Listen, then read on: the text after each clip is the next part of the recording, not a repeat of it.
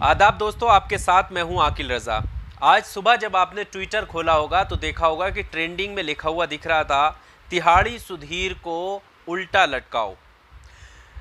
तिहाड़ी सुधीर मतलब आप समझ चुके होंगे कि ये सुधीर चौधरी, पत्रकार सुधीर चौधरी की बात कर रहे थे। सुधीर चौधरी जो जी न्यूज़ के एडिटर इन चीफ हैं और प्राइम टाइम शो डीएनए लाते हैं जी न्यूज़ पर, उसको लेकर। अब ऐसा क्यों ट्रेंडिंग में आ रहा था, इसकी वजह भी मैं आपको बता देता हूं। दरअसल केरल में कल यानी 7 मई को केरल पुलिस ने जी न्यूज़ के editor in chief Sudhir Chaudhary के खिलाफ एफआईआर दर्ज की है।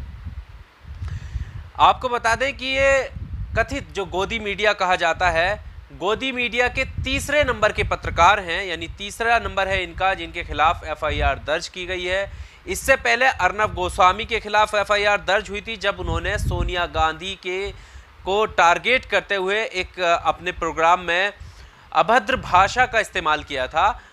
दूसरे नंबर पर अमीश देवगन, जिन्होंने मुंबई के कुर्ला में एक वीडियो को दिखाते हुए दावा किया था कि ये वीडियो मस्जिद का है और मस्जिद में ज़्यादा भीड़ हो गई थी, इसलिए जब पुलिस वहां उन्हें हटाने के लिए गई तो पुलिस के साथ वहां के लोगों ने अभद्रता की, ये उन्होंने दावा किया था। उसके बाद माफ़ी भी मांगी, लेकिन उनके खिलाफ भी एफआईआर हो गई। और तीसरा नंबर है सुधीर चौधरी का। सुधीर चौधरी के खिलाफ भी एफआईआर हो गई है और इसकी जानकारी खुद सुधीर चौधरी ने अपने ट्विटर हैंडल से दी और उन्होंने बताया कि उनके खिलाफ एफआईआर हो गई ही है। आपको बता दें कि जी न्यूज़ के editor in chief Sudhir Chaudhary के खिलाफ केरल पुलिस ने मामला दर्ज किया है। गैर जमानती धाराओं के अंतर्गत उनके खिलाफ एफआईआर की गई है।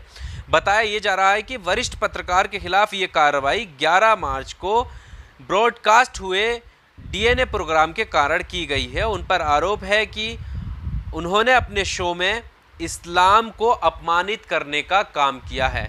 आप वैसे भी उनका डीएनए अगर आप देखते होंगे तो आपको इतनी समझ होगी कि वो उनका जो मेन मोटिव होता है प्रोग्राम का वो क्या होता है। और उन्होंने 11 मार्च को एक प्रोग्राम चलाया था जिसमें उन्होंने जिहाद के कारण बताए थे, टाइप्स ऑफ जिहाद, कि कितने तरीके का जिहाद होता है, जिसमें लव जिहाद, लैंड जिहाद, तरह तरह के जिहाद एक शीट बना करके उन्होंने लोगों को समझाने की कोशिश की थी। देश में कितनी जो आपदाएं चल रही हैं, बीमारी से हमारा देश जूझ रहा है।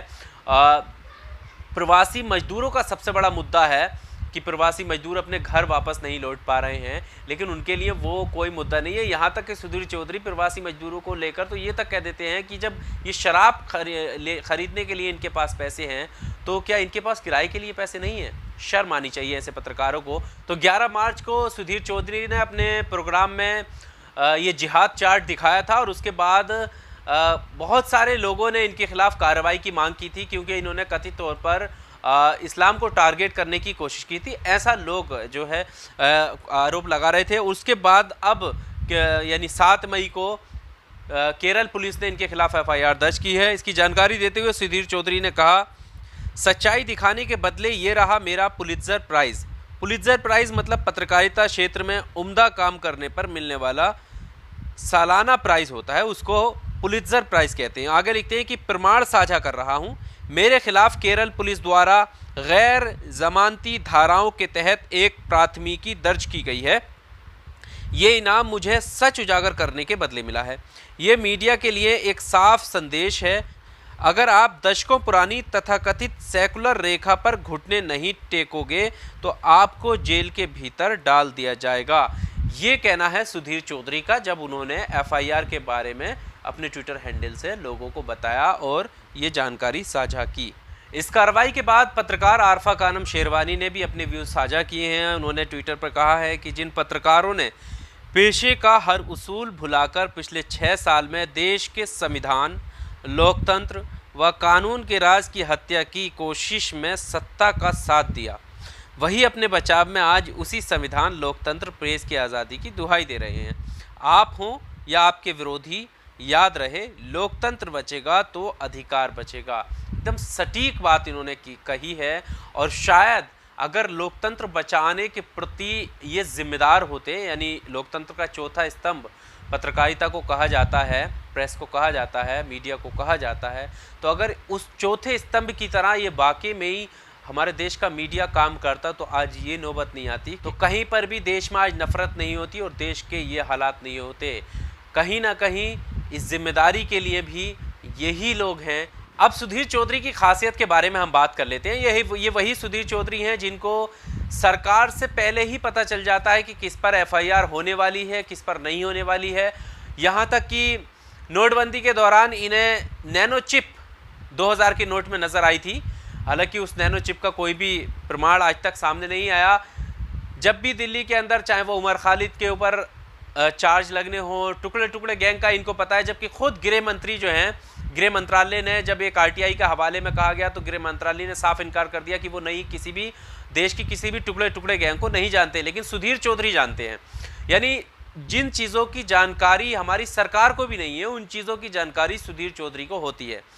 अब जब इनको टारगेट किया गया, यानी इनके खिलाफ एफआईआर हुई और सोशल मीडिया पर ये ट्रेंड किया गया कि अब इनके खिलाफ कार्रवाई होनी चाहिए, तब इन्होंने सहारा किन लोगों का लिया। ये भी देखने वाली बात है। वो लोग जो लगातार अभद्र भाषा का एक समाज, एक समुदाय के खिलाफ नफरत फैलाने का काम करते हैं, वो लोग आई सपोर्ट सुधीर चौधरी का हैशटैग के साथ जब ट्वीट कर रहे हैं, तो सुधीर चौधरी उनके बिना प्रोफाइल जाने कि उन्होंने इससे पहले क्या करते हैं, वो लोग किस तरीके से अब उनकी भाषा रहती है, भाषा शैली को बिना देखे ही इस पत्रकार ने अपने सपोर्ट के चक्कर में उनके ट्वीट को रीट्वीट करना शुरू कर दिया और थैंक यू बोलना शुरू कर दिया। इनकी भाषा से लगातार आप देखते होंगे कि मार कटाई वाली बात होगी और एक समुदाय के प्रति हमेशा नफरत वो अपने फेसबुक अकाउंट से, जिसमें एक दीपक शर्मा नाम के व्यक्ति हैं, उनका ट्वीट भी इन्होंने रीट्वीट किया है। और भी कई सारे ऐसे लोग हैं जो लगातार समाज में नफरत बोने का काम करते हैं। उनको सुधीर चौधरी उनके ट्वीट को रीट्वीट कर रहे हैं, वो इस वजह से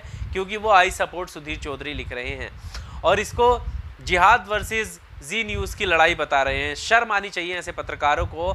और मैं कहता हूँ कि कोई सच्चाई कभी छुप नहीं सकती। आज एफआईआर हुई है, कल वही लोग जो आज आपके सपोर्ट में हैं, कल वही लोग आपके खिलाफ होंगे, क्योंकि इसका बड़ा असर जो है इस समाज पर पड़ेगा, इस देश पर पड़ेगा। मैं उम्मीद करूंगा कि आप इस वीडियो को ज़्यादा से ज़्यादा फॉरवर्ड करें, क्योंकि ये सच्चाई जो है वो ज़्यादातर लोगों तक पहुंचनी चाहिए।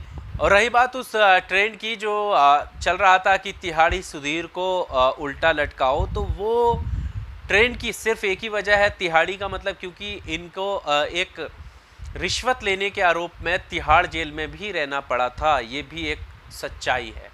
तो और बाकी तो ये अपने आप को जैसे खबर आपने देखी होगी, है अपने आप को आगे लिखते हैं कि राष्ट्रवादी पत्रकार।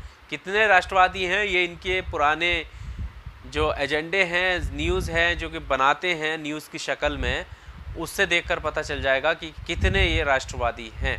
बहरहाल आप देख रहे थे AR न्यूज़ इंडिया। इस तरह की खबरें देखने के लिए आप हमारे चैनल को सब्सक्राइब भी कर सकते हैं। बहुत शुक्रिया।